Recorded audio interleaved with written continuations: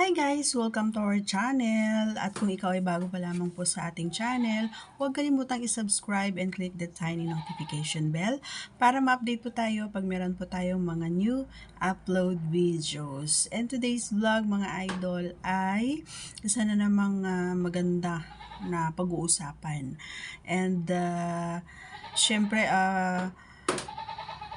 ang ating pag-uusapan ay para lamang po sa may bukasang kaisipan at may malawak na pang-unawa. Kaya kung ikaw ay wala nito, maaari na lamang po mag-skip at mamili ng mga videos na nararapat para sa inyo. Okay, so alam nyo mga idol, ito ay gustong-gusto ng karamihan. Lalong-lalo na sa kababaihan. At syempre, para fair tayo, kahit din naman sa mga kalalakihan ay talaga naman na na-appreciate nila itong bagay na ito. And hindi porket sinabi natin na gustong-gusto, kailangan nating ugaliin na gawin. May mga bagay na kailangan din nating bigyan ng pansin na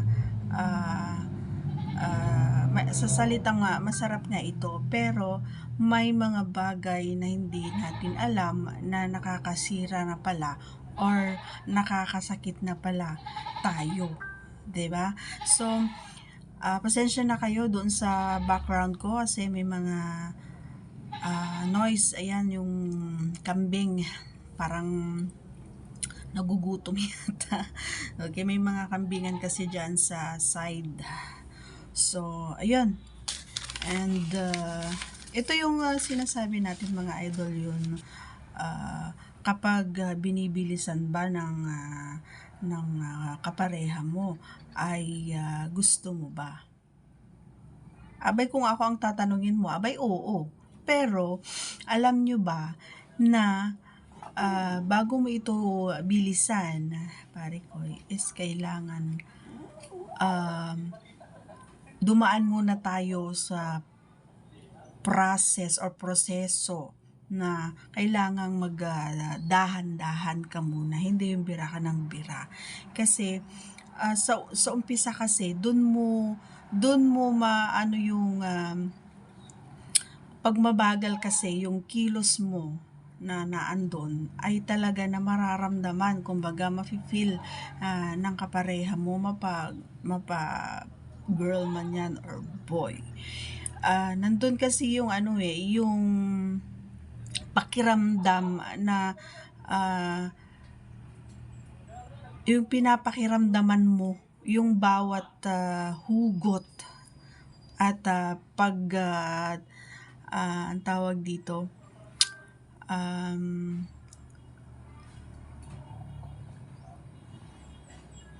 the more na alam nyo kasi, the more na binibilisan mo is may possibility, mga pare ko, na may injury.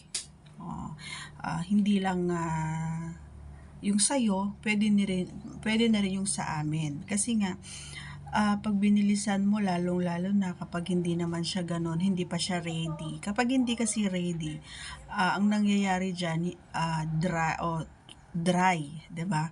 So, kapag binilisan mo pag dry, ay may possibility na magkakasugat or mai-irritate, ganyan. Kasi nga, walang fluid, kumbaga, doon na tumutulong na, alam mo yon, para maiwasan yung bagay na iyon. So, kailangan talaga na kapag pumunta or pumasok ka doon is kailangan na magdahan-dahan muna para maramdaman mo or ma-feel ng magkabilang panig yung pakiramdam na masisiyahan ka talaga pag sa una is dahan-dahan talaga. Pero alam mo kasi, kapag dahan-dahan at palalim ng palalim, kumbaga, yung pagdiin is kakaibang kiliti, kumbaga, yung mafe-feel ng babae doon. And minsan may mga kababaihan din na sinasabi nila yung way nila, sinasabi nila kung bibilisan mo na ba or kailangang dahan-dahanin mo muna kasi nga doon nila nakukuha yung ah, perfect na timing kung kailan sila makakapag-produce ng fluid, 'di ba? Yun yung perfect na oras kapag binilisan or pinapabilis ka na sa pagkadyo. Talaga naman na yun yung time, ang ingay naman ng mga kapitbahay, yun yung time na doon mo lang bibilisan. So, wag tayong bira ng bira. So, kailangan alamin natin kung ano yung gusto ng ating kapareha para parehas kayong masaya in the end. Okay? So, I'm very very sorry guys on my background kasi nga hindi ko alam kung anong ginagawa nila. Sorry. So, natapat na nasa gitna na ako ng vlog. So, I do hope na you understand. Yan, mahirap kasi kapag hindi natin sarili yung bahay, no? Kailangan nating makisama. Okay?